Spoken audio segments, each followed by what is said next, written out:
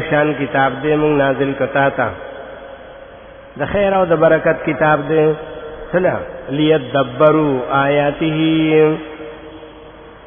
یو خو په دې کې ډېر ډونګې سوچ او فکر وشي گہرا لیدبروا آیاته چې ډېر سوچ او فکر پکې وشي هغه مثال نه برازي اګه څوک پکې ډېر سوچ او فکر نشي کوله علم کمی نو لیتذکر اولو الالباب عقل من به عبرت واخلي کنه دوره به پوشي چې حاجت روا یو الله دی بس نو بس پدې چې پوشي دا پوره ده کنه چې خپل رب یو پیژند نو دا عبرت ته دا ډېر لوی نصیحت ته ادا په قران سره پیژندې شي نوې سورہ احقاف کې ویلي او 12 آیات کې وهذا کتاب مصدق لسانا عربيا کتاب میں نازل کو ډېر آسان عربي ژبه لينذر الذين ظلموا چې دا ظالمانو يرول شي چې توبه وباسه د شرک نه ګوره کني دنیا او آخرت به هم تباشي اخرت دنیا او آخرت توبه وباسه چې دنیا دی مشکلات او اخلاص شي دا هلا عذاب ده چې په یو بلی رايخ دي سو کې لالی سو کې سوزي سو کې قتلی او به مصیبت ده دا ظالمان دي وبشرى للمحسنين حق پرستو د پاره سره چې الله بتا سوزي او جنت درکې دا حکمت د قران د نزول لينذر يروا ليعلموا چې پوښي لتبين چې خبره او واضح شي کله تقوا ذکر کړی سورۃ طه کې ویلو په اخر کې یو سل دیار لسم وکذالک انزلنا قرانا عربيا الله وی دا زما شان دې چې نازل میکا قران په عربي لغت باندې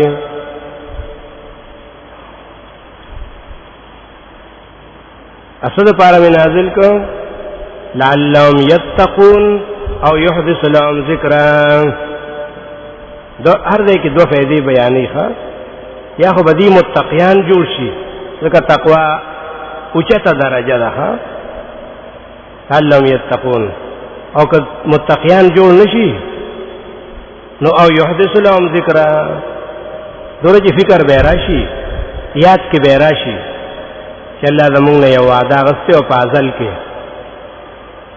چې لست بربکم امو وی او ته زموږ رب یې دا وعده خو به یاد کی کنه او يحدث لهم ذکر یا ودی تا وعده یاد کی دا رسول رسول کلمبه اربعه کی تعریف اسماء آداب او حکمت کا اربعین سلور نور دی تفسیر د قران په قران سره تفسیر د قران په حدیث سره تفسیر د قران په اقوال د صحابه سره تفسیر د قران په اقوال او تابعین تفسیر دی ته وي اول تفسیر په قران سره دی دا ډیر زیات دی دیم په حدیث سره دی یا برازي مونږ وایو چې د دې آیت تفسیر نبی اسلام په خپل کړی دی د دې آیت معنا نبی اسلام په خپل کړی دی یوم تبیض وجوه کې براشیدا نور دا به تفسیر د آیتی په حدیث سره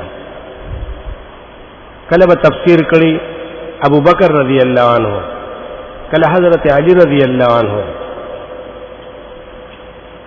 کله حضرت انس کله ابو موسی اشعری دا صحابه کرام دي چې دا آیاتونو تفسیر یې کړي اگر که کم نه هو یو سبق شته او ډیر زیات تفسیر چې دی نو هغه په اقوال او تابعین سره دی دا مونږ چې وایو کنه چې دا معنا حضرت مجاهد کړي دا تابعی دی کنه، ابن عباس صاحب شاګرد دی، د صحابه او شاګردانو تسوي تابعین. دا معنا حسن بصری کړي دا د اویا صحابه او شاګرد دی. دا معنا حضرت قتاده کړي دا ټول تابعین دي. دا معنا ابراهیم نخعی کړي دا معنا امام سودی کړي دا تابعی دی. دا معنا اکرامه کړي دا اکرمه تابعی دا ابن عباس صاحب شاګرد دی. دا معنا مقاتل کړي دا ډېر لوی مفسر دی. امام شافعی رحمت الله علیه ویلو چې په فقہ کې د امام ابو حنیفه قول ملاو شنو بیا بل چاته مګورا، او په تفسیر کې ته د حضرت مجاهد قول ملاو شنو بس یا بل چاته مګورا. او دویم نمبر مقاتل ویلي دا اوچت مفسرین دي کنه، دې د تابعین وی نو قرآن تفاسیر هو سعید ابن جبیر ډېر له مترجم د قرآن ډېر آیاتونو تراجم داغه نقل لی سعید ابن جبیر او سعید ابن مسیب دا ټول تابعین دي. نو د تفسیر کې ډېره لویه حصه د تابعینو ده. تفسیر دا څلور قسمه د قرآن په قرآن سره او تفسیر د قرآن په حدیث سره، په اقوال او صحابه کرامو او په اقوال او تابعین.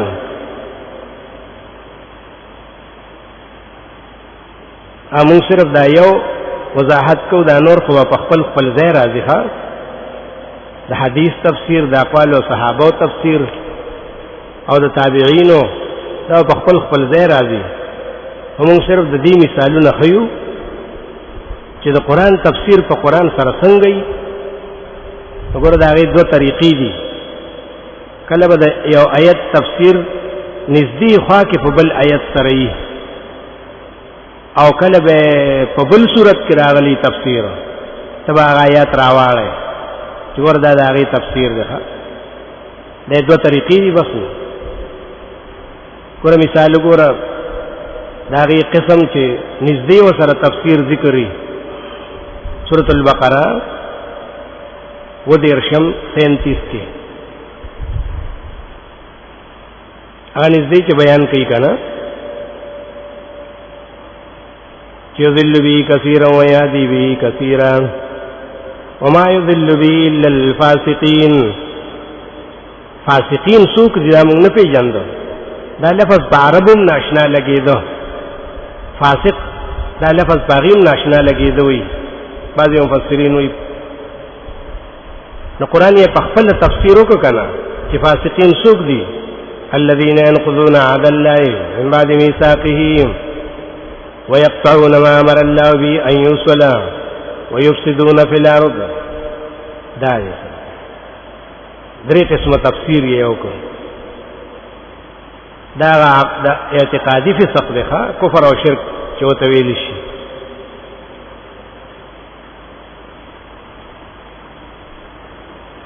او کله تفسیر کړي بل ځای کې لکه سورۃ فاتحه کې مونږ وایو کنه اهدنا الصراط المستقیم، یلا مونږ ته صراط مستقیم خو. د دې تفسیر سورۃ ال عمران کې راغلی دی یو ځل 51 یو 50 کې. ادا اکثر د حضرت عیسی علیہ السلام په بیان کې راځي ان الله ربی و ربکم فاعبدوه هذا صراط مستقیم. باندې په توحید سره کړی دا. عیسی علیہ السلام وی خپل قوم ته چې الله زما رب دې او تاسو رب دې، دا غي عبادت کوي، زما عبادت وکوي، زما د مور. فاعبدوه لا يقصر فی الله هذا صراط مستقیم. دا صراط مستقیم دی.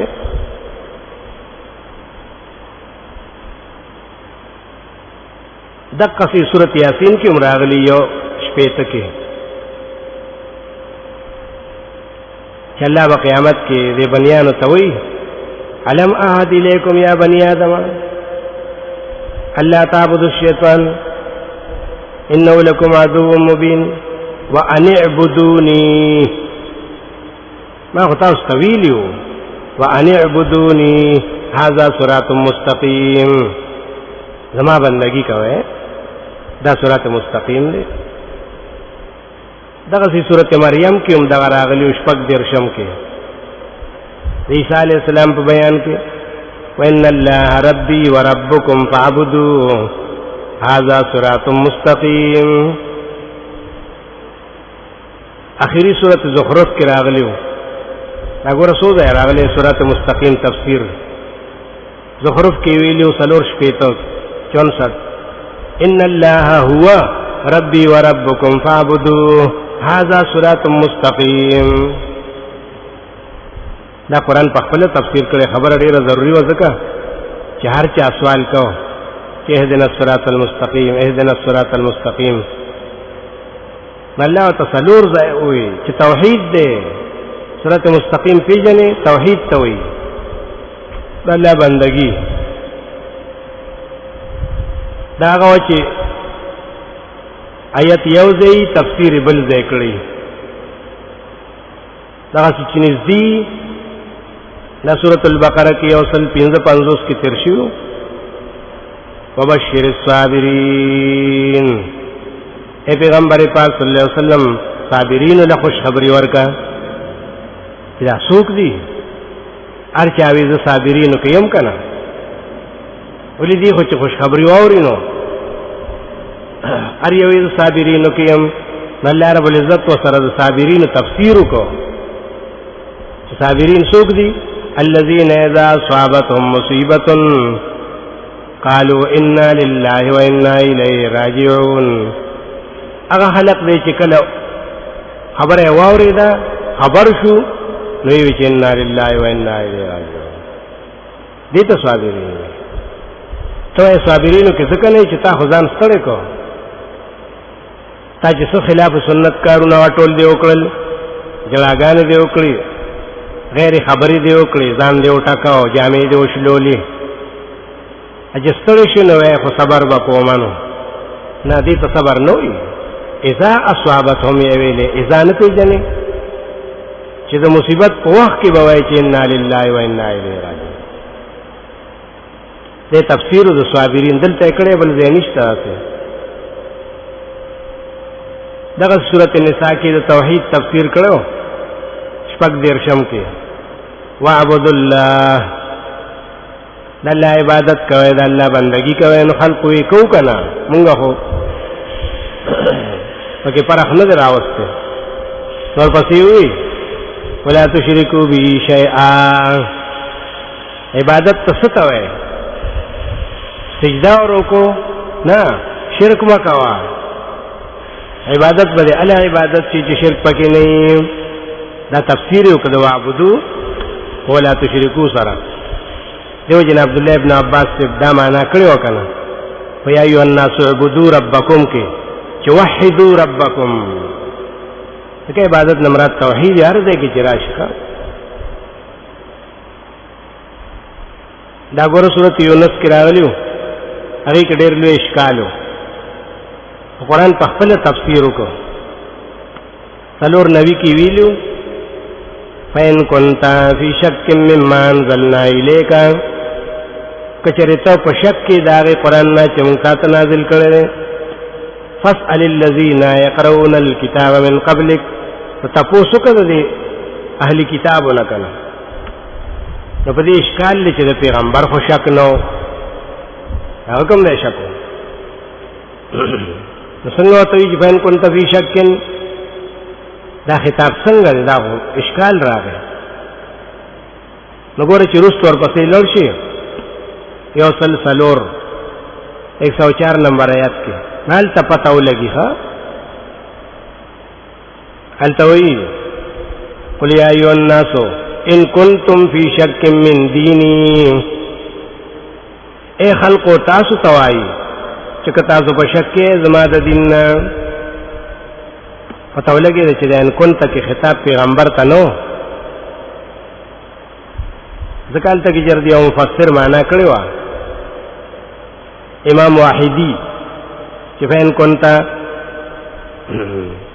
یا عابد الوطن داسې ویلو یا مشرکا یا عابد الوطن یا مشرکا که ته په شک کې د هغې کتاب نه چې ما نازل کړی دی فاسأل الذین تپوس کوه که نه سوال کوه د دنیا سوال کوه نو د آخرت سوال کوه که نه وګرځه عالمانو پسې ځان پوه که هلته یې ګوره تفسیر وکړه چې ځینې مراد عام خلق دی چې هغې ته الله وایي که ته په شک کې که ته په شک کې نو د شک استو علاج درته ښیمه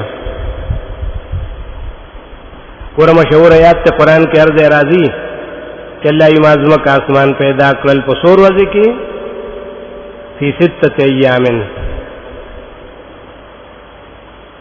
د دغې ورځو دا پته نه لګېده هغې کې دوه قسمه اجمال دی او خفا ده یو دا دی چې د ورځو نه څه مراد دي ځکه هغه په هغه وخت کې خو ورځې نه وې ځمکه اسمان چې نو نن ور کوم ځای و شپه ورځ کوم ځای و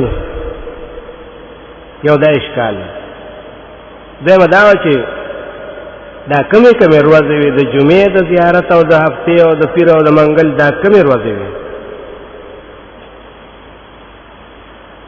در دې ویلي که نه ښه نو د دې تفسیر یې صورت حامیم سجده کې په نهم آیات کې کړی دی هغه ترتیب یې ذکر کړی ښه چې بل ځای دا نشته ګورې سورې حامیم سجده نهم آیات کې ویلي قل ائنکم لتکفرون بالذی خلق الارض فی یومین یا خلقو تاسو کفر کوئ په هغه ذات چې ځمکه په دوه ورځې کې پیدا کړه پیدا یې هم کړه او بیا پکې وجعل فيها رواسي من فوقها وبارك فيها وقدر فيها اقواتها بیا پکې دا کارونه وکړل په دوه ورځې کې نو فی 4 ایام څلور پوره شوې دوه ورځې کې پیدا کړه او دوه ورځې کې پکې دا غرونه او دریابونه او خپل رزق پکې واچو چې دې کې څومره سوال للسائلین څلور شوې ثم استوى الى السماء وهي دخان بیا راځو کړه اسمان ته دا خلوګیو فقال لها وللارض ائتيا طوعا وكرها اسمان ته وې زمکه ته وې چې راشه چې د سر سویما کستا څو خوخه یې کني خوخه طوعا وكرها قالت اتينا طائعين ای دوی چې الله زمونږ بولې نه خوخه مونږ بولې مونږ ستا تابعدار یو ستا تابعدار او طائعین یو اتینا طائعین ته وې دا انسانان دي داسې صيغه ولا راوړه کني خو ځمکه اسمان دي خو چونکې خبره د عقلمند وکړه نو الله ولا د عقلمند صيغه راوړه چې اتینا طائعین مشپک شوي کنه ها اتینا طائعین فقضاهن 7 سماوات فی یومین دو ورځې دا شوې اسمانونو باندې نو شپږ ورځې شوې دا تفسیر یې صرف دغې نهم آیات په سورې حامیم سجده کې کړی دی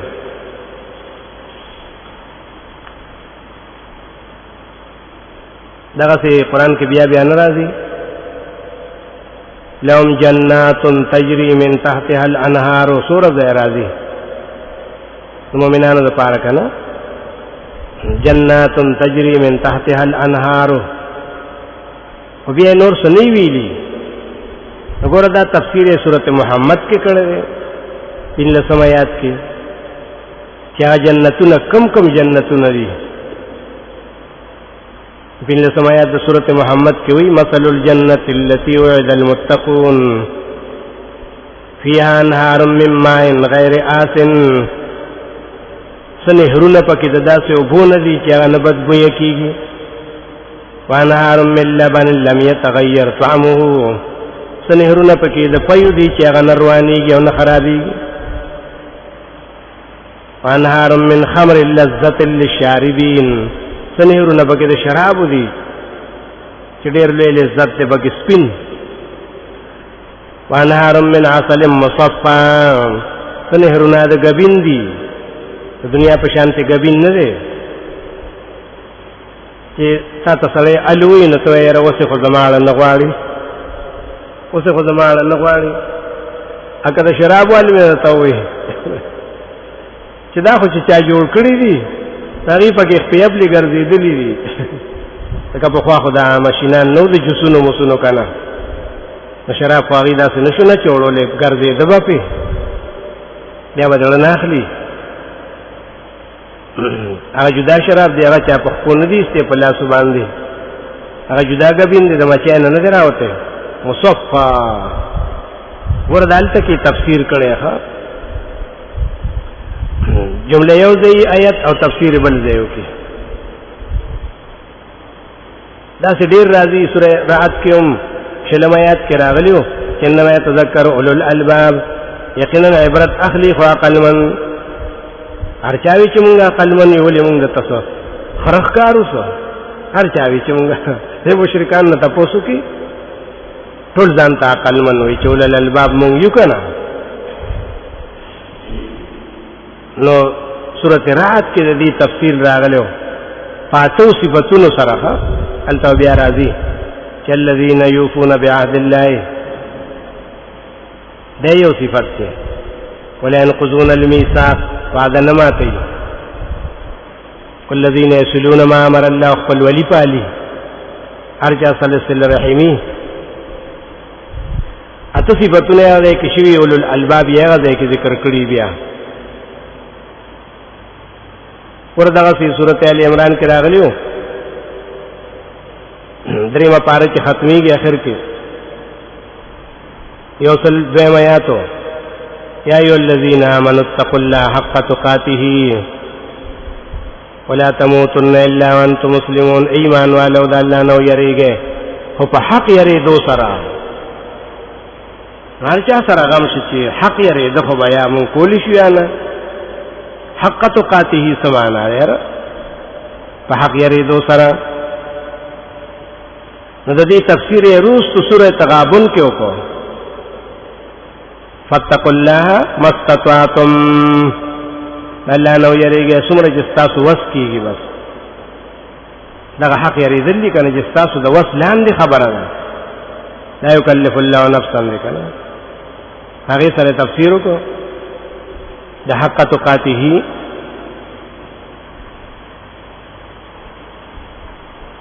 دغه سورۃ بقره کې دا راغلیو ان صلو ختم کې وینا لکبیرۃ الا علی الخاشعين. دا منځونه او دا عبادتونه ډیر ګران دي خو په خاشعين نه. خاشعين څوک دي؟ دې تفسیر کړو الذين يظنون انهم ملاقو ربهم انهم الیه راجعون. دا دی کنه چې قیامت منی د خپل رب ملاقات منی، الله نه یریږي، دغه تخاشعين وي. دغه یو کم شپېته کې ویلو دا خلکو په حق کې چې حق یې پټ کړو چې اولئک یلعنهم الله ویلعنهم اللاعنون. دی باندې الله هم لعنت وي او په دی باندې نور لعنت وینکي هم لعنت وي. نو نور لعنت وینکي څوک دي دې پته نه لګي دا لاعنون کنه. هغه پسې بیا بل آیات کې نږدې تفسیر کړو ان الذين كفروا وماتوا هم كفار اولئك عليهم لعنة الله والملائكة والناس اجمعين. چې مړ شو توبه وینستا کاتمین ها د حق پټون کې بس الله رب العزت وی دی باندې لعنت پوښ شوس. او سوق دی غلاعینین الملائکه والناس اجمعون. ملائکه او چې څومره مخلوق دي هغه ټول په لعنت وی نو دې د لاعنون تفسیر وکړه. ګور ډیر آسان مثال دا دی چې موږ سورۃ الفاتحه کې وایو صراط الذین انعمت علیهم. یا الله موږ تداوی خلق لارو خی چې تا په انعامات کړي، تا په احسانات کړي، دا غي لار وایي. دا څوک دي انعمت علیهم؟ څوک دي؟ وګور دې تفسیر یې کوم ځای کړی دی سورۃ النساء کې یو کم او یا کې 69 کې انعمت علیہم تفسیر یې انت کړی ده. سورۃ النساء کې یو کم او یا کې ویلي ومن یطع الله والرسول فاولئک مع الذین انعم الله علیهم. چا چې تابعداري د الله او د پیغمبر وکړه توحید او سنت یادي بس دی به مرګري د چا سره هغه چا سره چې الله په انعام کړی دی من النبیین والصدیقین والشهداء والصالحین انعمت علیهم دای د بیا مریم کې مراوړي خدا مثال ډیر واضح دی ښا د انعمت علیهم تفسیر کوم دی وګوره سورۃ النساء یو کم او یا کې ښا چې هغه انبیا دي صدیقین دي او صالحین دي شهدا دي. دا تفسیر د قران په قران سره مثال په تور داسې وها تفسیر په حدیث سره برازي تفسیر په اقوال او صحابه سره برازي ترجمه کې تفسیر په اقوال او تابعین سره برازي ترجمه کې دا زم اربع اخلاص شو. دریم مثل 40 یو څلور نور په جندل ضروری دي د قران د فهم د پاره اصلي د یو لفظ لغوي معنی چې دی لفظ خپل معنا څه ده چې بدعتيان بوي تحت اللفظي معنا کوا تحت اللفظي لکه تحت اللفظي څه ته وي دا لفظي دی پکې څنګه وي تحت اللفظ وایا لفظي دی اسی منصوب کاجز اصل دی وتاو نه خو چې دی چاته منصوب دی تحت اللفظ وایا تحت اللفظ تا معنا کړی چاته دې لغوي معنا وي بلې شرعي معنا چې شریعت ولا معنا بدل کړي. بل قرآن د نزول اسباب شته ډېر آیاتونه نازل شیو اسباب یې وو چا قتل کو آیات نازل شو چې قصاص ته نواخلې چا غلاو کو آیات نازل شو چې لاس ته کټ کړي چا بل کارو قبل دي اسباب د نزول وي هغه په خپل ځای راځي اوس نه وایو. بل مسله د ناسخ او منسوخ دا ډیره ضروری ده ځکه د کوفی په مسجد کې جامع مسجد کې یو سړی تقریر کاو حضرت علی ته چاوي چې دا یو قصاص راغلی تقریر کوي اگر هغه ویني د لاسنا ویته ناسخ او منسوخ پیژني هغه براو کاته وینا وی ته څه تقریر کوي وی شاله د جمعات نه ناسخ منسوخ نه پیژني او ځانې مقرر جوړ کړي دا ډیره ضروري مسله ده. دا څلور دینو لغوي معنا شرعي معنا اسباب د نزول او ناسخ او منسوخ مونږ دې کې صرف دا یو قسم وایو انور په خپل ځای راځي. لغوي معنا او شرعي صحیح ګوره دا ډیره اسانه ده. صلات ستوي په عربی کې منځ د دې لغوي معنا په خاصه دعا صلات په دعا ته ویل کېږي دا چې شریعت نازل شو نو صلات یې راوستنه چې له وسرو کو خپل معنی ته اړوي راکړه. اوس چې صلات ذکر شي نو دای څوک نو وي چې دعا ته مراد ده منځ خو خیر بیا هم لغوي معنا به یاد ساتي دا ډېره پکاريږي ښا. اوس هم سورې توبه کې په دې معنا باندې مستعمل لیکنه انت د مانځه معنا ته نه مراد. سورې توبه کې یو سل دریم کې نبی علیہ السلام تعالی رب العزت وی چې کوم صحابه کرام د تبوک نه پاتې شویو او بیا داغي 50 ورځې توبه رستو شو ډېر لوی مصیبت ته تیر شو بیا رستو الله رب العزت داغي توبه نازل کړ ډېر خوشاله شو داغي خپل مالونه راوړو او یې ورزول پیغمبر ته چې واخله مونږ دې د بندې استیو تبوک نه دی پاتې کړیو. الله رب العزت پیغمبر ته وی خذ من اموالهم صدقه دې د مال نه زکات واخله نور ماخله زکات ته واخله تطهرهم بها وتزكيهم چې دیم پاک شي او مالیم پاک شي وصل علیہم سمانا دعا ولا غواړه چې الله ته معافي وکړي. ای غلام نه دي چې جنازه پې کوي که نه، صلات نمراد دعا ده. وصل علیهم دعا ولا غواړه. ولې؟ ان صلاتک سکن لهم، یقینا ستا دا دعا دې دپاره ډېره خوشحالي او سکون دی. دعا به کوې هغه ځای معنا بله نه شي کولی. ښه ان صلاتک سکن لهم، ستا دعا د دې دپاره ډېر سکون دی. نو ګوره صلات دعا ته ویلی شي په اول کې، دا وروستو بیا مونځ ترې نه مراد شو چې دوره رکعتونه او دوره وختونه دوره شرطونه بدل یې کړو. ښه دغسې د زکات معنا څه لغوي پاکوالی، بس پاکوالی ته ویلی شي. شریعت چې راغی نو راوړو نو بل څه یې جوړ کړو چې دا په مال کې د مال د لسمې حصې څلوېښتمه ده، دا به زکات ورکوي. مال پورې خاص که یو خاص حصې ولا مقرر که چې دې ته زکات وایي. زکات خو ډېر په لغوي معنا سره عام و، اوس هم مستعمل دی. هغه معنا سره په مکي صورتونو کې کوم سورې مکیه چې دي هغې کې زکات راشي نو مراد کې نه د زړه صفایي وي. ښه لکه سورت مومنون کې 4 آیات 13 چې شروع کیږي که نه، قد افلح المؤمنون الذين هم في صلاتهم خاشعون والذين هم عن اللغو معرضون والذين هم للزکاة فاعلون. زکات سره څه چل کوي نورو فاعلون یې ویلو.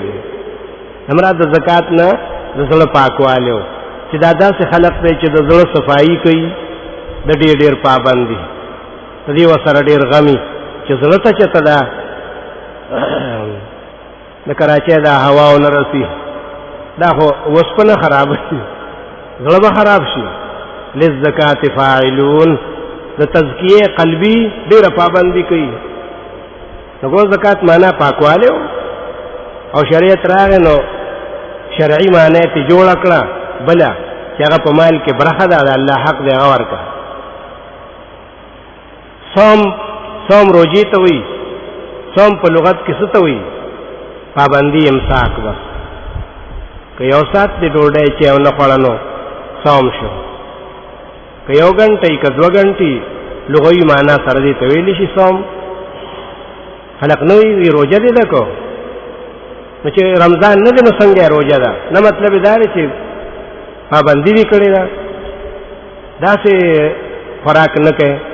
نو د صوم خپله معنا څو پابندي امساک، د خوراک څښاک نه. بیا چې شریعت راغی نو یو میاشت یې نوم کېښودو، هغې کې یو خاص عمل دی هغې له نوم کېښودو چې د سهار نه تر ماښامه پورې په دې شرطونو سره او په دې آدابو سره لغوي معنا نه یې ووړو، بله معنا یې جوړه کړه. دغسې حج په لغت کې قصد ته ویلی شي. قصد د یو کار قصد کول اوس هم مستعمل دی. سورة البقره کې د جهاد په مسله کې راغلي 158 150 کې ان الصفا والمروة من شعائر الله فمن حج البيت، هغه څوک چې قصد کوي د بیت الله هغه ته مره معنا قصد دی لغوي معنا اوس هم ډېر مستعمل دی په دې کې. ښه معنا د قصد سره راځي.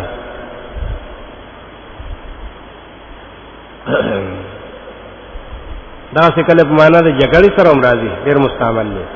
او شریعت راغی نو حج یې نوم کېښود د یو عبادت لپاره چې هغې کې څومره شرطونه دي او څومره فرایض دي او څومره واجبات دي، هغې ته یې حج وایي. ښه لغت کې قصد او په شریعت کې تنه یو عبادت جوړ شو. د دې معرفت پېژندل یې پکار دي که نه؟ دغسې ګوره ربا څه ته وایي؟ ربا زیادت. ربا معنا زیاتېدل، کار شي زیات شي. او شریعت راغی نو ربا یې نوم کېښود د مال د یو خاص حصې چې د هغې عوض نه وي هغه حرام ده.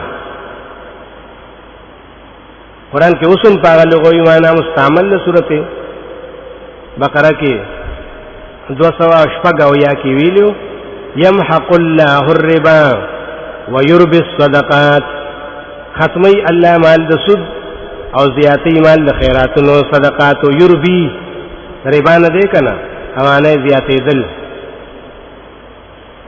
نحل کې مراغلی ان تكون امه هي اربع من امه.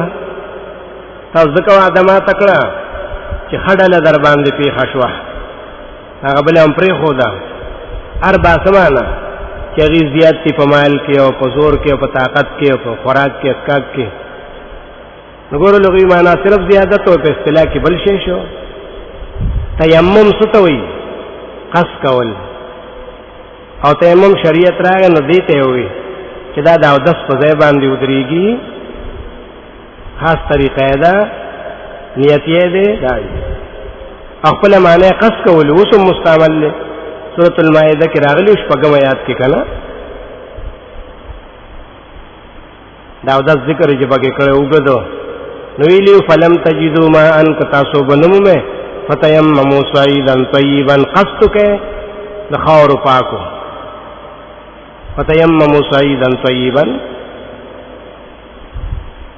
اذان ستوي اذان اعلان تا هر आवाज ته اذان وای کنا او आवाज کون کی ته مؤذن وای دانه چې غنی هغه بانګ وای. سورۃ یوسف کې چراغلیو کنا فاذن مؤذن هغه بانګ وای کاواز وکچیا ایتو العیرو انکم لسارقون اے قافلی والو غلاګریه ولغوی معنا خو دې आवाज وبس. سورہ توبہ کے دریم آیات کی وہی کنا وَأَذَانٌ مِّنَ اللَّهِ وَرَسُولِهِ إِلَى النَّاسِ يَوْمَ الْحَجِّ الْأَكْبَرِ، اعلان دے اللہ طرفنا و پیغمبر طرفنا ټول خلق تا پرز د حج څنګه اعلان دے ان الله بریء من المشرکین ورسوله دا اعلان بانګ نو هغه وخت کې بانګ کم دی نو ګوره د اذان خپل معنا اعلان.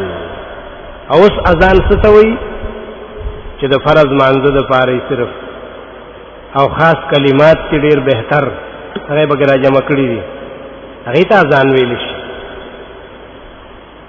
اختلاف دی که سو کوئی واجب دی سو کوئی سنت دی. لغوی معنی یو اصلاحی جدا شو دغه سه اسلام تابعداري ته وي. الله ویلی ابراهيم عليه السلام ته اسلم قال اسلمت زما تابعدار شو هغه تابعدار اوس اسلام نوم دی یو دین شو چې ټولو دینونو کې بهتر دین ان الدين عند الله الاسلام. اوس نوم شو د دین لپاره لغوي معنا پرې خو دی شو اگر کمرات به صریح ہونا د لغوي معنا اصطلاحي دا په جندل پکار دی. جنت ستوي د دې لغوي معنا پټواله او بس دا لفظ چراغله او معنی پټواله او مستعمل په دې کې جنت. اوسم سورہ نام کې مستعمل لیکنا شپږویا کې وی ابراهيم عليه السلام خپل خلق سره باس کا او پستورو کې فلما جن عليه الليل راى كوكبا کله چې تیار کړه پاغه باندې شپې مستورې ولیدو قال هذا ربي پټواله وکړه سورۃ مستعمل لمانا د پټوالی ده پکې. اوس جنت نوم شو اخرت کې د مؤمنانو دا مقام د پاره چې الله ول تیار کړی هغه ته جنت وي ډېر جنات دي نوې معنی جداوا او شریعت بل څه نوم کې خو دو مناسبت به او صریحه مخازکا دیتا نقل وی کنا منقول امنقول او منقول عنه کې وخامخ مناسبتي نو مناسبت دغه دې کنه چې وی جنتم پونو کې پټه دومره ونی دی پکې چې ځکه وته جنت ویلې ها یا د الله پر رحمتونو سره یا په نور سره معنا د پټوالي الته مشتکنه دغه سي قران کې برازي ضرب پسو مانو سر راضی مانا د وهلوم راضی سورہ بقرہ کی راضی شپیتم پورا شپیتم کے فقلنا اضرب بعصاک الحجر منگوی موسیٰ علیہ السلام تا چوہ دا گٹا پامسا باندھ وهلو توی کنا لیکن گر سورۃ النساء کی وی یو سلیو کی وَإِذَا ضَرَبْتُمْ فِي سَبِيلِ اللَّهِ وَإِذَا ضَرَبْتُمْ فِي الْأَرْضِ فَلَيْسَ عَلَيْكُمْ جُنَاحٌ کله چې تاسو سفر کوئ په ځمکه کې هلته بله معنا شوه ضربتم نه مراد سفر شو د وهلو معنا پکې نشته دغسې صورت نحل ته چې لوړ شي هلته بله معنا ده څلور اویا کې بیان ته وایي بیان ته ضرب الله مثلا عبدا مملوکا الله بیانې یو مثال د یو بنده چې غلام دی دغسې سورہ حج په آخر کې وایي یا ایها الناس ضرب مثل فاستمعوا له ای خلقو بیانولی شي یو عجیبه مثال نو غوږ ورته کېږدئ دا ځکه وایو چې قرآن کې به یو لفظ په ډېرو معنو راځي یو معنا خو به یې نه وي یو د هغې نه ضربه بل لفظ د قضا دی په ډېرو معنو سره راځي قضا فیصلې ته هم وایي قضا حاجت پوره کولو ته هم وایي قضا موت راتللو ته هم وایي دغسې لفظ د فرضه دی فرضه فرض ته هم وایي کټ کولو ته هم وایي لا فارض ولا بکر هغې ته هم وایي مختلفې معنی دي که نه د دې دپاره وایو چې یو لفظ به مختلفې معنی را دي نو هر ځای کې به خپل مطلب وي که یو معنا اخلي خو بیا ورته اشکال پیدا کېږي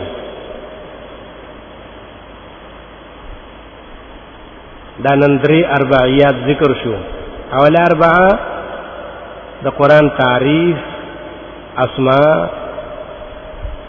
او حکمت او آداب دویم اربعه تفسیر د قرآن په قرآن سره امون تفصیل سره وي او په حدیث سره او په اقوال صحابه او په اقوال تابعین به ترجمه کې بیا راځي او دریم اربعه معنا لغوي معنا شرعي او اسباب د نزول او ناسخ او منسوخ فاخر دعوانا الشیطان الرجیم بسم الله الرحمن الرحیم اصول قرآن کریم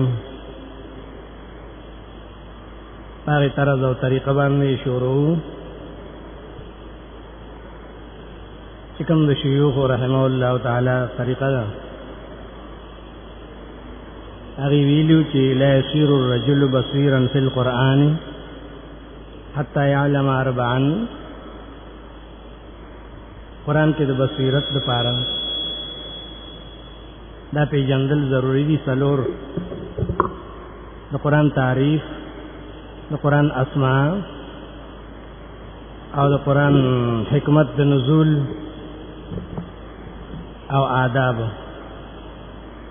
دا څلور مخکې ویل شو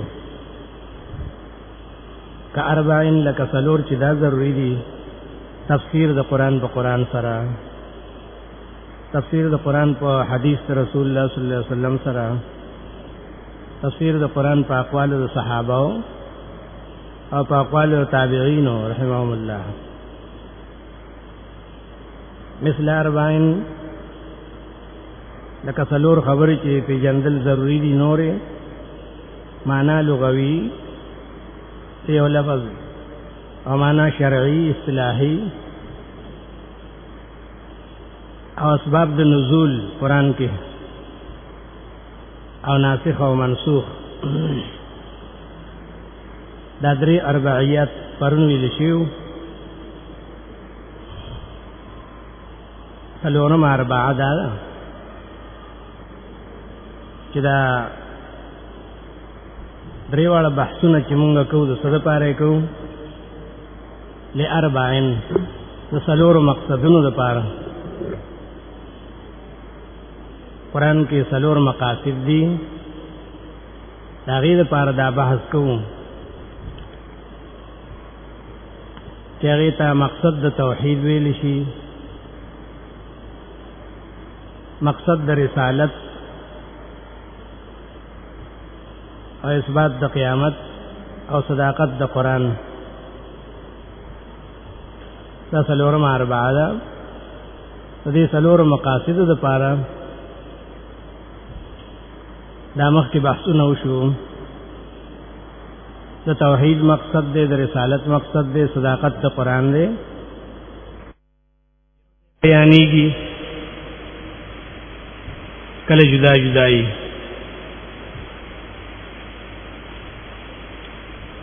لکه دې سورۃ البقره کې هغه 28 آیات کې یو ځای بیان شوی په ترتیب سره، یا ایها الناس اعبدوا ربکم الذی خلقکم. دا دعوی توحید و پاغي دلیلونه و پنځه. آخر کې وی وَإِن كُنتُمْ فِي رَيْبٍ مِّمَّا نَزَّلْنَا عَلَى عَبْدِنَا. دې کې هغه دوه مقصد و چې تصدیق د رسول او د کتاب. که شک کوئ تاسو په هغه کتاب چې موږ نازل کړی په خپل بنده. بیا ورپسې اثبات د قیامت کې ویلو فَإِن لَّمْ تَفْعَلُوا وَلَن تَفْعَلُوا فَاتَّقُوا النَّارَ الَّتِي. چې نه شي کولای نو ایمان راوړئ چې د هغې اور نه بچ شئ. دا څلور واړه یو ځای ذکر کړل، توحید په لفظ د عبادت سره او تصدیق د رسول علی عبدنا، تصدیق د قرآن مما نزلنا، اثبات د قیامت فاتقوا النار التي. اکثر د سورتونو په ابتدا کې دا یو ځای ذکر کیږي. سورۃ یونس په اول کې هم دغه سره راغلیو، تلک آیات الکتاب الحکیم. دا تصدیق د قرآن. اکان للناس عجبا، ویلیو چې خلق لره تعجب دی. انا وحینا الی رجل منهم، چې مونږ یو سړي ته وحی کړی د دینه. ان انذر الناس، د تصدیق د پیغمبرو کو. نور پسې بیا وی چې دې مونږ په دې مقصد لېږلې دی چې زما بندګي وکړې، زما عبادت وکړې. فعبدون، او اثبات د قیامت رستو کړی چې الیه مرجعکم، دې الله تاسو راتلل دي. نو دغه سورۃ هود کې هم په ابتدا کې دغه سوې کتاب احکمت آیاته ثم فصلت من لدن حکیم خبیر، تصدیق د قرآن.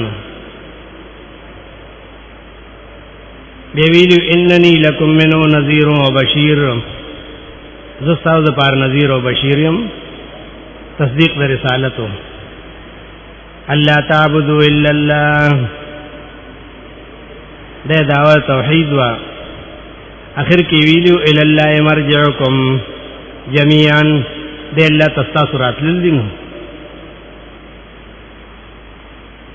یو ځای کې ټول را جمع کړي، کله ډیر لږ یو آیات کې را جمع کړي. سورہ کہف پاول کې وګورئ، الحمدللہ الذی انزل على عبده الكتاب ولم يجعل له عوجا قیما. الحمد ذکر کړه، على عبده ذکر کو تصدیق د رسالت، الکتاب ذکر کو تصدیق د قرآن، اور سره صفاتونم چلم یجعل له عوجا قیما. د قیامت اثبات کوي، لینذر بأسا شدیدا من لدنه. درې واړه څلور واړه یو ځای کې را جمع کړیو. دې د مقاصد عالیه وي قرآن کې، اوچت مقصدونه دي. دا تفصیل اکثر سورہ بنی اسرائیل کې ډېر راځي، یو کم سلو ختمنا په لبیا سلور واړه راجمع کوي. او د دې اثبات دو قسمه قرآن کې، کله نفس عقاید بیانې چې توحید، رسالت، صداقت د قرآن او اثبات د قیامت، کله په طریقې د زجر سره، زجر هغه خلق له چې انکار د توحید نه کوي، زجر هغه خلق له چې انکار د رسالت نه کوي، انکار د قیامت نه کوي، انکار د قرآن نه کوي، نو کله په طریقې د زجر سره بیانې. دا دوه قسمه ذکر د دې کیږي. دا خاص ځایونه وو، سورہ بقرہ، سورۃ یونس، سورۃ ہود اول او سورہ بنی اسرائیل کې یو کم سلويخنا، سورہ فرقان په اول کې واتخذوا من دون الله آلهة، په طریقې زجر سره اثبات توحید کوي، لا يخلقون شيئا يخلقون، یا اور سره تصدیق د پیغمبر. وقال الذين كفروا إن هذا إلا إفك افتراه وعنوا عليه قوم آخرون. بیا آخر کی بل کذبوا بالساعة وأعتدنا لمن كذب بالساعة سعيرا. دې ته مقاصد عالیه وی قرآن کې. دا څلورمه اربعه وا چې صداقت قرآن او د اثبات د قیامت او تصدیق د توحید او د رسالت، دې څلور مقاصد د پاره ل 40 بنظم 4 بالاربع، بیا 40 په څلور قسمه دلیلونو سره قرآن د دې تصدیق کوي. په دې څلور مقصدونو باندې، که توحید دې، که رسالت دې، که قرآن تصدیق دې، که اثبات د قیامت دې، دې باندې دلیلونه هم پیش کړي. هر یو باندې چا باندې زیاتی په کثرت سره، بعضو باندې لګي. هغه دلیلونه د قرآن کریم څلور قسم دي. دلیل عقلی وته وي، کوم ځای کې چې د اسمان او زمکه ذکر یو د نور او سپوږمۍ او ستورو، دې ته عقلی دلایل وي. کله نقلی دلیلونه یې د انبیاء واقعات ذکر کوي، داغې نه نقل کوي. او دریم ته دلیل وحی وي، هغې کې اکثر لفظ د اوحینا، کله لفظ د امر، دا دلیل وحی وي. څلورم دلیل حلف وي چې الله کله کله قسم کوي په یو خبره باندې. دا څلور دلیلونه دي د قرآن. دلیل عقلی کائنات ذکر کوي، نقلی واقعات بیانوي، وحی د وحی ذکر کوي چې الله وی ما وحی وکړه، ما امرکو، ما حکمکو. او څلورم حلف وي. ګوره دلایل عقلی خو ډېر په کثرت سره راځي چې دې ځای نه شروع شي. 20 آیات د سورۃ البقره مشهور وکنه چې دا وایي ذکر کړل نو پاره 15 دلیلونه عقلی بیان کړی. یا ایها الناس اعبدوا ربکم الذی خلقکم، دا یو دلیلو. والذین من قبلکم، دویم الذی جعل لكم الارض فراشا، دا دریم والسماء بناء، دا څلورم وانزل لكم من السماء ماء، تر اخره پورې دا پنځم دلیلو. ثمره دا چې فلا تجعلوا لله اندادا، الله وی دې دلیلونو دا مطلب چې ما سره شریکان مګرځوي. دې ته دلیل عقلی وی، تعلق د عقل سره ساتي. عقلی به بیا قرآن دو قسم بیانی، یو تویل شي انفسی چې چې بنده ته په نفس کې بیانې چې ستا نفس کې سوچ او فکر وکړه دی بدن کې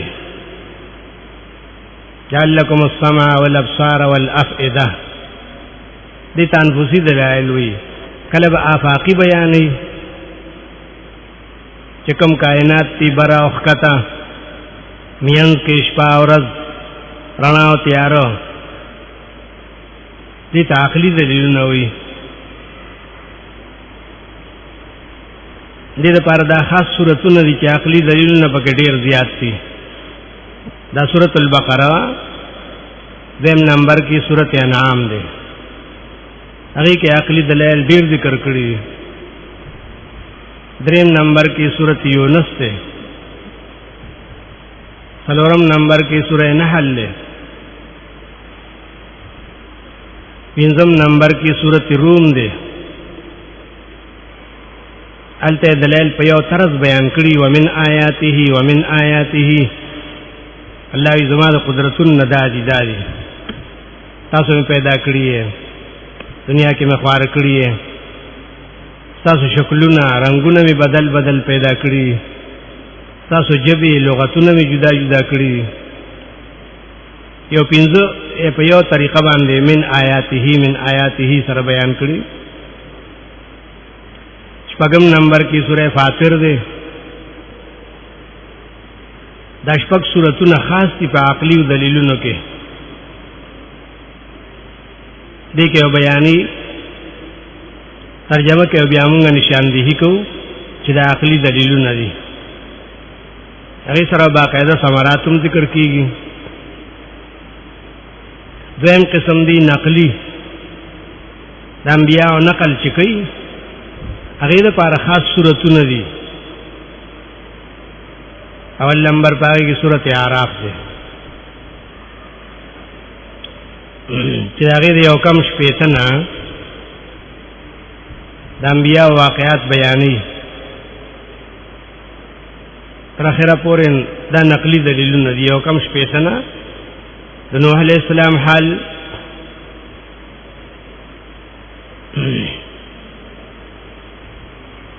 او بیا دویم نمبر کی سورت ہود دے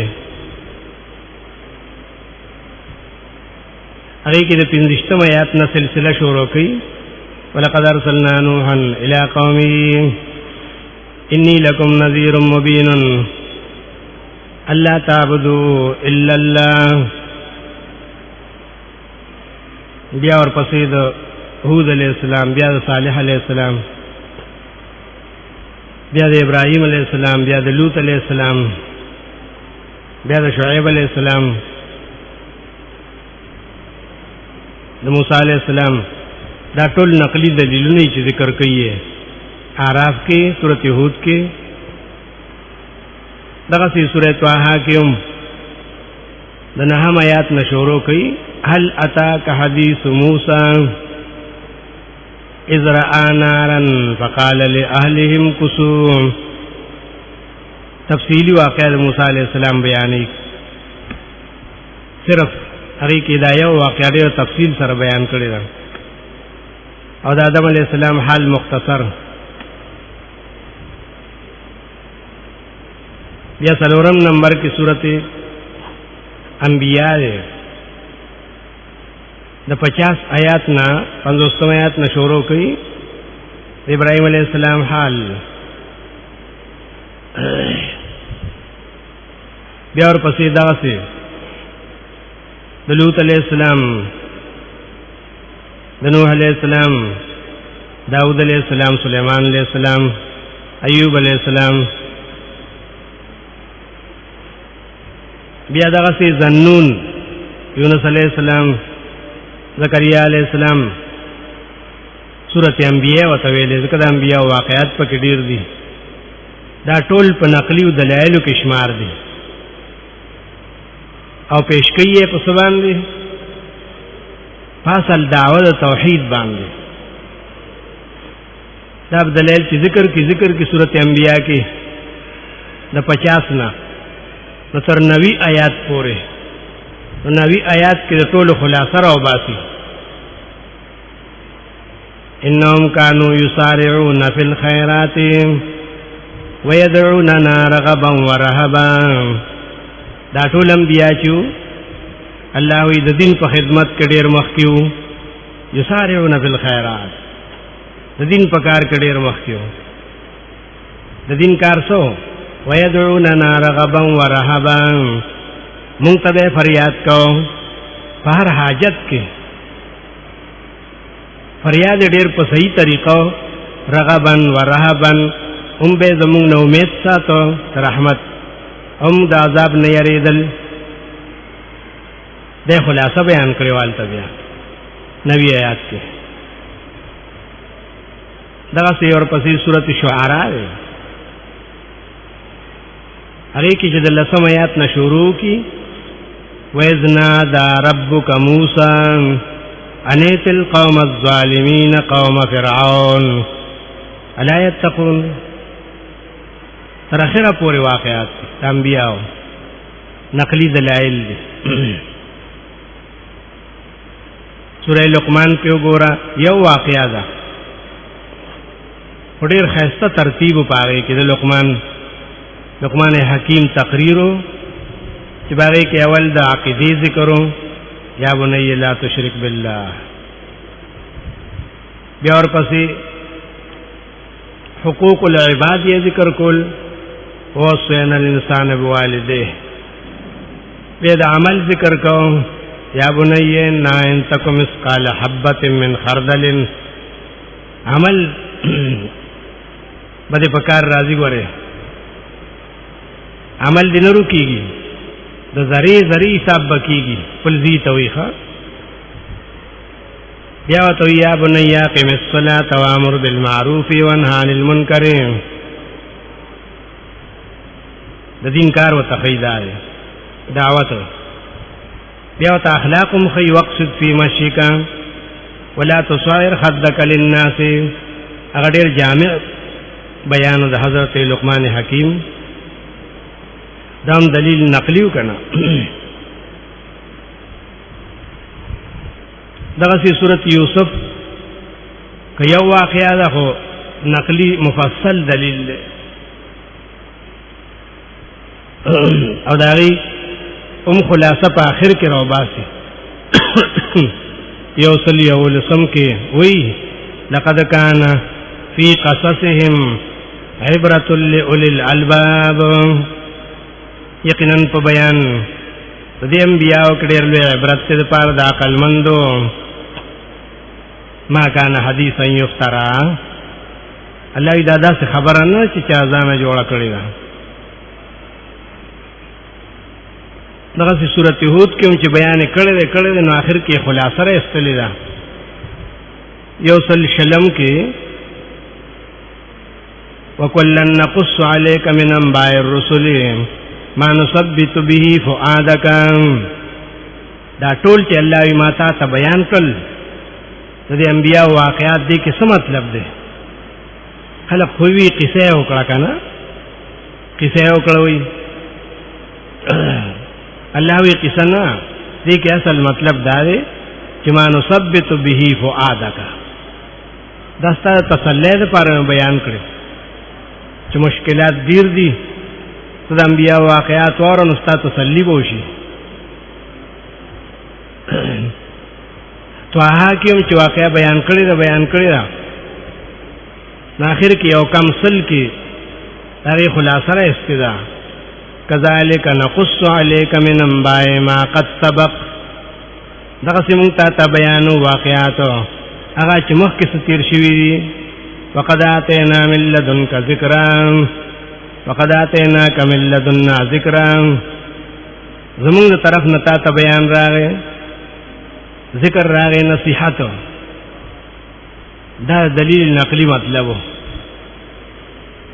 نقلی دلائل دیتا ہوئی دا انبیاء واقعات جرازی دی صورتونو کے خاص اعراف، ہود، یونس، یوسف، طه، انبیاء، شعراء، نمل، قصص، دا ټول انبیاء واقعات دی. دیتا نقلی دلائل ہوئی تو مسئلہ توحید باندے. دریم قسم دے دلیل وحی، کم دے کہ قرآن کی راضی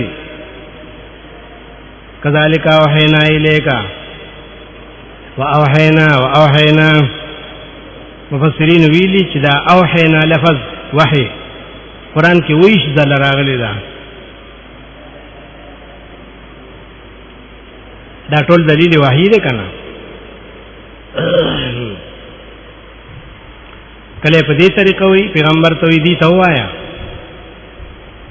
انعام کې نل سمات کې ویلو واوحي الي هذا القران لانذركم به ومن بلغ ما تدا قران وحی شوی دی چې يروم تاسو په دې سره او چاته چې دارسي نل سمات کې ویلو واوحي الي هذا القران ما ته وحی شوی دی کنه ویزلوی دا لفظ راغلی کله نسبت جبريل علیہ السلام تکړی چې هغه پتا باندې وحی را لېږي هغه پتا باندې قران راوړي ستا په ځړ باندې وسلور ځلې نسبت قران کې کړه جبريل ته یو ځل سورۃ البقره کې قل من کان عدو لجبريل 97 آیات غالبا ونوی ویا څوک چې جبريل سره دښمنی کوي نو هغه دې مرشي فلیمت غیظن هغه سره دښمنی سره کوي ولی فإنه نزله على قلبك هغه قرآن نازلی ستا په زړه باندې دا یو ځل نسبتو بل نسبت کړو سورۃ نحل کې قل نزله روح القدس من ربك وایا چې نازلی دی قرآن لراغ پاک روح تاب زړبان من ربک. دریم نسبت یې سورۃ شعراء کې کړو غالبا 119 آیاتو نزل به الروح الامین دی قرآن باندې څوک نازل شوی. سلورم نسبت سورۃ نجم کې کړو نهم لسمات علمه شدید القوا ذو مرة تعلیم ورکړی دی پیغمبر ته جبريل چې سختو قوتونو والده دا ټول په وحی دلیلونو کې شمارل شي. کله لفظ د امر مونږ ویلو راځي سورۃ الرعد کې شپږ درشم کې وایي قل انما امرت ان اعبد الله ولا اشرك به وای دیتا چې دا ځان خبره خو نه کومه چې تاسو یې ځانې مسلې جوړې کړې دي نه انما امرت ان اعبد الله ولا اشرك به دا خو ما ته حکم شوی الله طرف چې زه امر بالمعروف کوم او نهي عن المنکر کوم ان اعبد الله ولا اشرك به. دغه سوره زمر کې چراغلی مشهور آیات 15 پېته هغه کې څومره په تاکید سره ویلو دې سوي چې دا قران دې ځان نه جوړ کړي وای نه 15 پېته سوره زمر کې ویلو ولقد اوحي اليك والى الذين من قبلك وحی کړي شوی د تاتم او هغه انبیاء او تجستانه مخکیو د څه خبره لئن اشرکت ليحبطن عملك د دې خبره که شرک دیو کو عمل به تباش دا وحی وکنا اصل په دې لفظ سره اکثر ذکر کړي امري سورۃ کہف په اخر کې نو ویلي یو سلسم کې قل انما انا بشر مثلكم يوحى الي خلق استاذ په شان ته باندې ما فرق دا چې ما ته وحی کیږي او تاسو ته نه د سو وحی کیږي انما الهکم اله واحد دا واحد نه ټول انبیاء او تشیوا. سورۃ انبیاء په اخر کې هم دا ویلو اخری کې چې سورۃ خلاصيږي نو قران خلاصه راو باسي یو سلتم سورۃ انبیاء کې ویلو قل انما یوحى الی انما الہکم الہ واحد بیشک ما توحی کې دیشي چې مددگار او حاجت روا تاسو یو دی.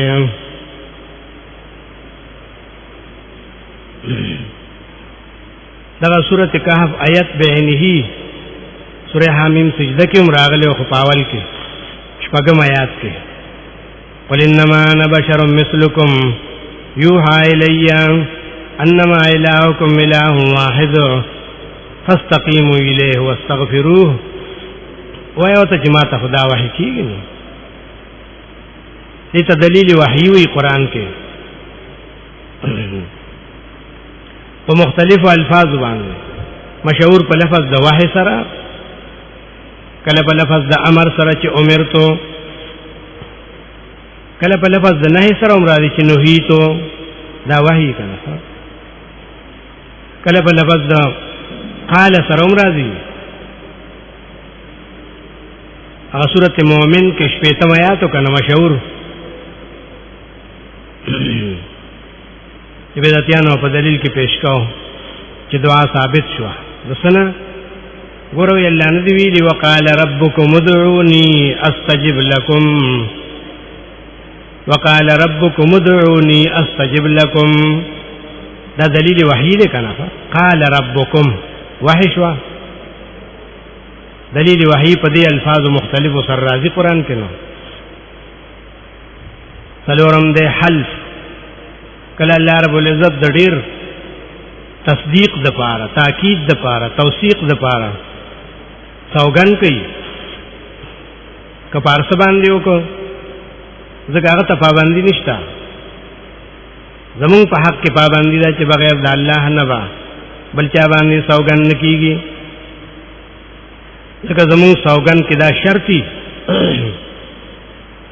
چې چا په نوم باندې سوګن کیږي نو داغه عظمت به منو داغه قدرت به منو نه خو یو الله دی نو بل چا عظمت خو نشته هغه څوک نه پوهیږي د جهل د وجنه سوګن کینو داغي په زړونو کې بغیر د الله نه بل چا عظمت همي ځکه د بل چا نه یری او بل شی وته لوی ښکاری نو وي په خانه کعبه مې وي قسمي دا هغه په ځل کې عظمت وکنه ښا کله وی د لوی ځان قول دل درکمه وای خدای ته وګوره لوی وړو کې پکې نشته ده دا دغه په لکه کې عظمت نو ځکه نو مخلي کنه ښا کله وی په پیغمبر مې قسمي اغله د خدای تو مرتبه ور کړی نه مونږ ته د اجازه نشته چې بغیر د الله نه په بل چا باندې سوګند کو حدیث کې راغلی او کله په دې الفاظو چې من حلفا بغیر الله فليقل لا اله الا الله چا چې سوګند په غیر باندې وکړه کارسو کې یاد کړه ک بابا یاد کړ ک ځوان یاد کړ ک پیغمبر یاد کړ ک اسمان او زمکه یاد کړه ک ارس یاد کړه نظر دی وی چې لا اله الا الله ولی ایمان کې نقصان راغی کنه بعضو کې الفاظ دا سے فقط اشرک وی شرک وکړو ها الله تا دار خبر اجازت ته ځکه هغه چې سوګند کوي نو هغه کې دا شرط نه چې هغه چا نو مخلی نو داغه عظمت بمنی نه الله چا عظمت منی هغه کې څه مطلبي هغه کې گواہی شهادت چې الله رب العزت مونږ ته وی بندیانو ته چې دا خبره ډېر یقیني ده زه د دې په شهادت کې تاسو ته اسمان پیش کوم نور پیش کوم روز او شپه دا الفاظ چې راغلي کنه دا قسم د گواهی د پاره قرآن کې څومره راځي او اخیری حصہ کې ډیر راځي والصافات صفا اولایات سورہ صافات کنه واو د قسم د پاره راځي الله وی ز گوا کوم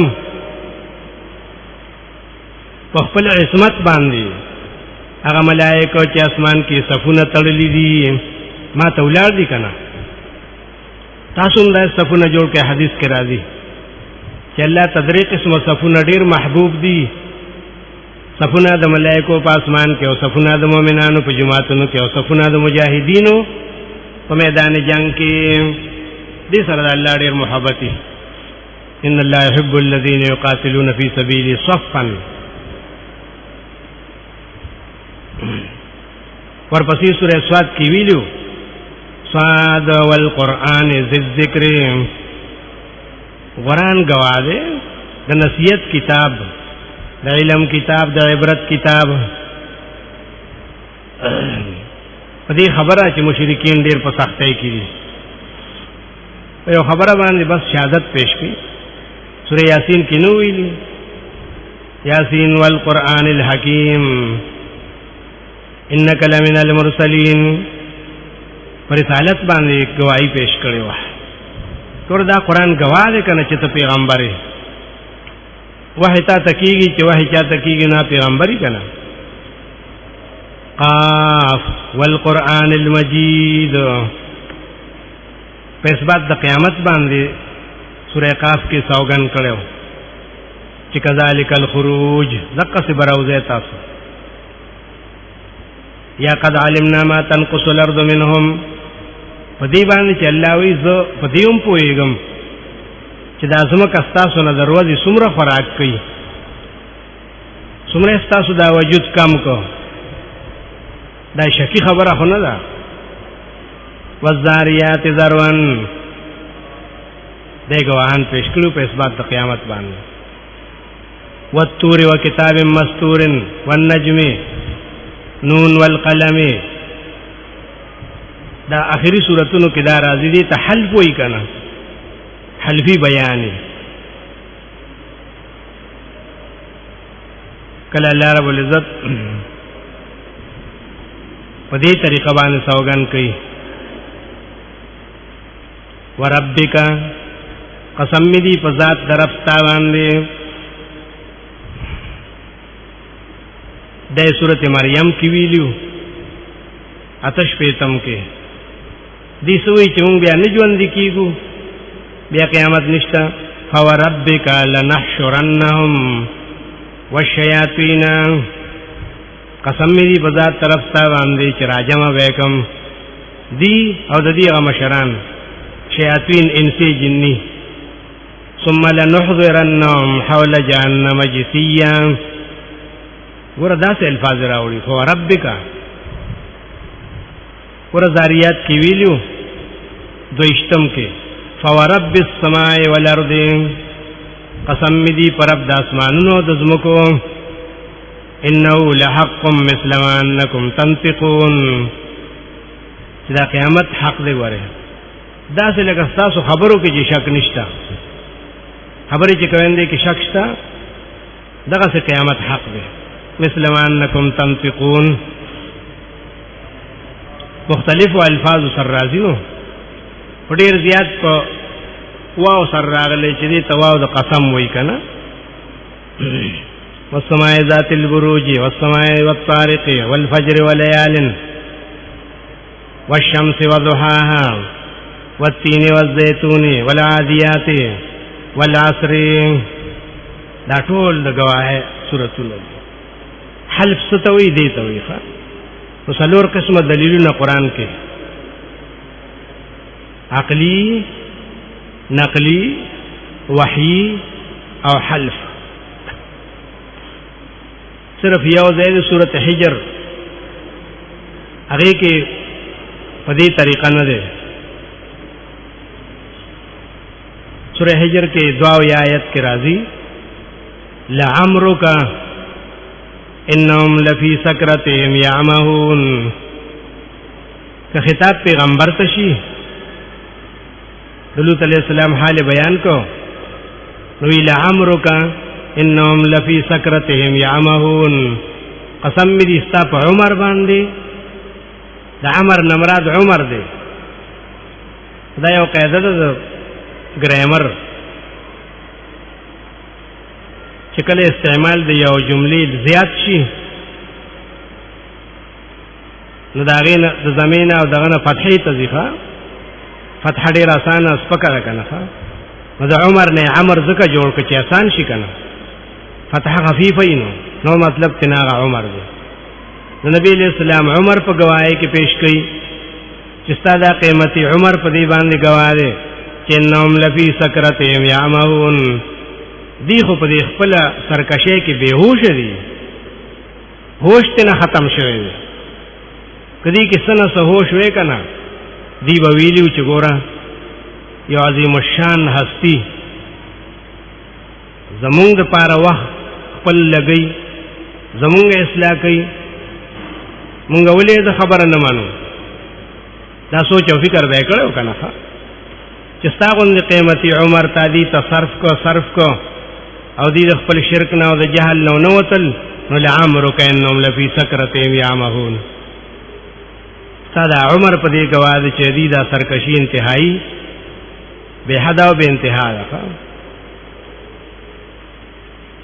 دا ذکر شو مقاصد اربعه. دا غي اثبات قران کې په څلور قسمه دلیلونو چې عقلی نقلی وحی او حلف ده.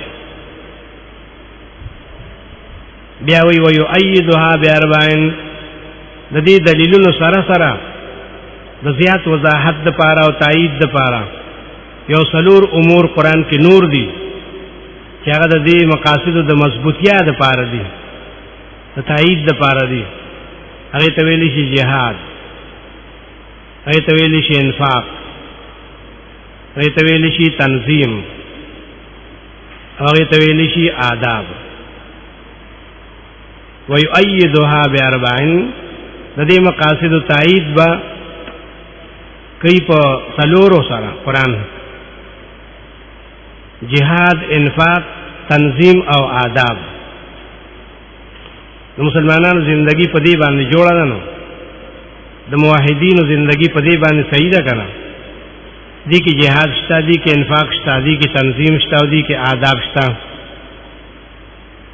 دا ګوره مخکې چا نه پیژندو، ځکه چې دا قرآن کې او قرآن چا د دې دپاره نه وي چې ترجمه یې وکړي او معنی یې وکړي، نه، خلق به ترې نه یارېدو چې دومره علمونه یې نه کړي نو قرآن ویلی شي، یارېده به ترې نه، هسې به یې تلاوت کو، تبرک دپاره به یې راغستو. نو بس چې چا نو ویل د دې نه هم نو خبر چې جهاد او انفاق او تنظیم او آداب څه ته وایي. دا خو چې کله قرآن ویلی شو نو دا مضامین پکې راوواتو، مسلمانانو د زندګۍ ښایسته ترتیب پکې راووتو. ځکه جهاد د تورې هغې ته نه وایي یوازې، او قتال فی سبیل الله. جهاد د مسلمانانو د دین هر خدمت ته جهاد وایي. که بدن کړی نو جهاد دی، که مال لګی نو جهاد دی، که په ژبې سره نو جهاد دی، که په قلم سره نو جهاد دی، که په مرګرتیا سره نو جهاد دی. دا ټول که هجرت ته نوم په جهاد کې حساب دی، ولی کوشش دی کنه. وجاهدوا فی الله حق جهاده، دا معنا وکنه چې د الله په لار کې پوره کوشش او محنت او همت وکړي. وجاهدهم به جهادا کبیرا، نبی علیہ السلام ته ویلي سورہ فرقان کې چې په دې قرآن سره جهاد وکړه. ګوره ته اصل جهاد په قرآن سره دی. دې ته جهاد کبیر ولې ویلې دی؟ ځکه هغه د تورې قتال چې که نه هغه دې ته نه رسي، ولې هغې کې یو خلق وینې توی شي، نو پس د هغې نه مسله خوره شي او امن را شي که نه. د قرآن جهاد داسې چې دی کې وینې نه تویږي، ګرو جاړي پکې نه کېږي او اصلاح وشي.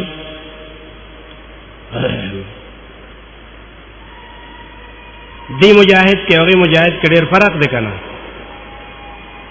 هغه مجاهد چې جهاد کوي نو بس په خپله قتل شي، شهید شي، نو ځان له جنت وګټي، نو ځان یې کامیاب که که نه.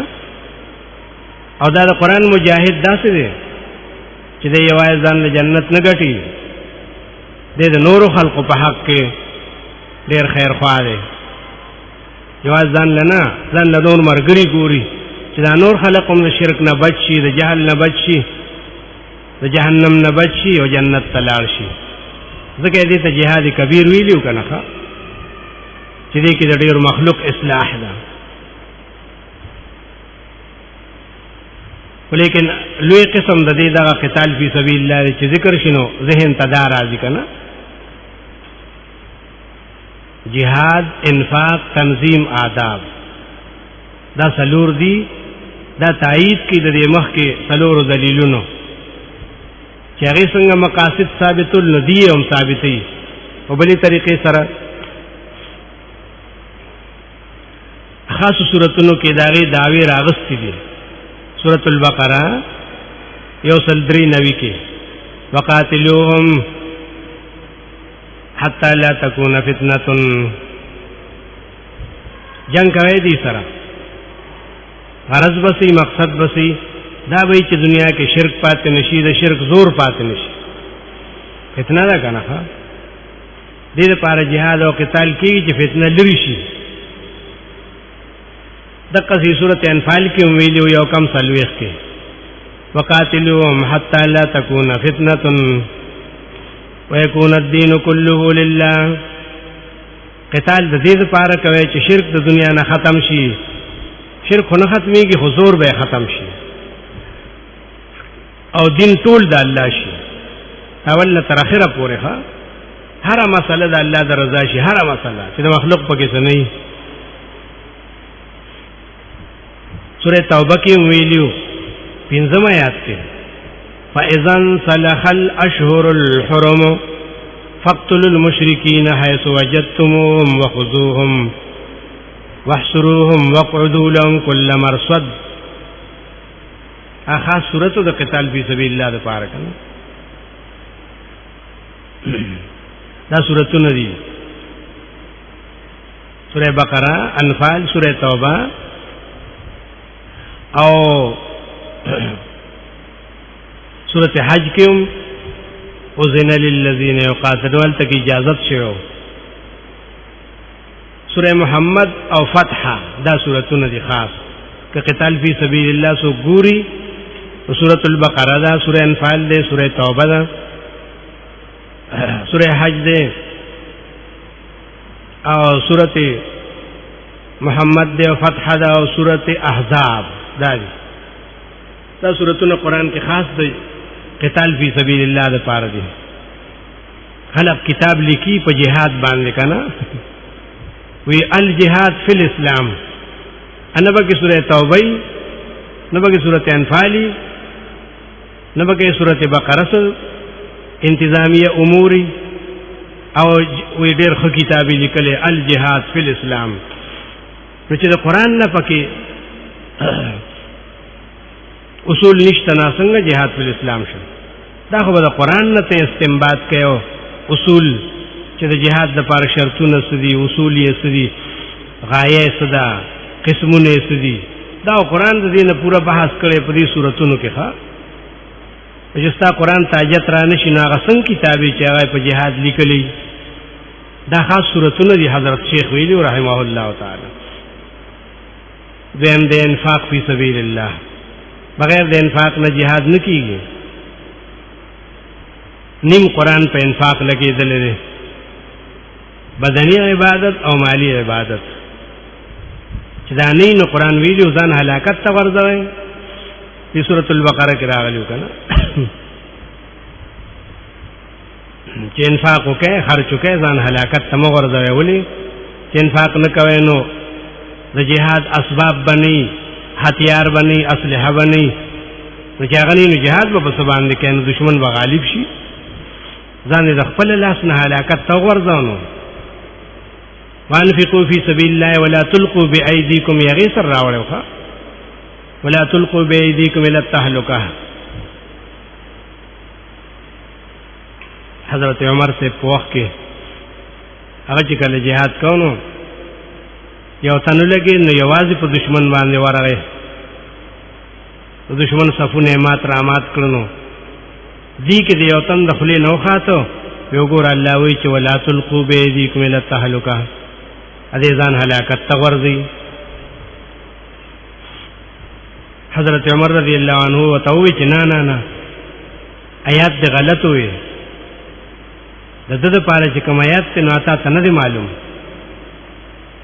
هغه په مسله د جهاد کې سورۃ البقره کې راغلي، د حج په مسله کې ښه چې حاجیان شماري نو آخري څلورم قسم پکې انتهایی درجه سعید ده. نو ویلی ومن الناس من یشری نفسه ابتغاء مرضات الله، بعضې د خلقونه څوک دي چې ځان قربان کړي، بس ځان وقف کړي د الله د رضا لپاره. وی دا هغه سړی دا چې یوازې په ورغی که نه، دا هغه سړی دی چې الله ومن الناس من یشری نفسه ابتغاء مرضات الله.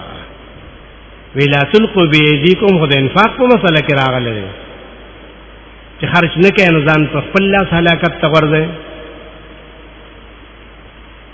مسله د انفاق یې سورۃ البقره نه شروع کړې وه، اخري 288 مثل الذين ينفقون في سبيل الله، ترغیب مثال د نفقې او صدقې د هغې کسانو 288 کې ویلو چې خرج کړي د الله په لار کې کمثل حبة انبتت 7 سنابل.